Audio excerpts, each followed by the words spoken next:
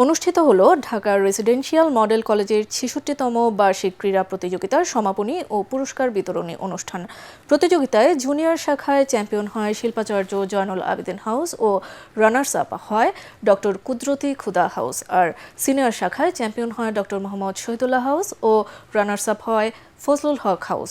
Junior শাখায় সেরা খেলোয়াড় নির্বাচিত হয় অষ্টম শ্রেণীর ছাত্র সিয়াম আহসান এবং সিনিয়র শাখায় যৌথভাবে সেরা খেলোয়াড় হন নবম শ্রেণীর ছাত্র আবরার আল নাহিয়ান রাফসান ও একাদশ শ্রেণীর ছাত্র আবদুল্লাহ সৈকত।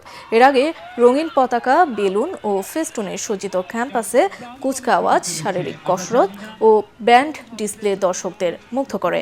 আয়োজনটিতে প্রধান অতিথি ছিলেন মাধ্যমিক ও উচ্চ শিক্ষা বিভাগের সচিব ও কলেজের বোর্ড অব গভর্নর্সের চেয়ারম্যান রেহানা পারভিন। বিশেষ অতিথি ছিলেন কলেজ অধ্যক্ষের স্ত্রী নাহিদ শামীম রূপা।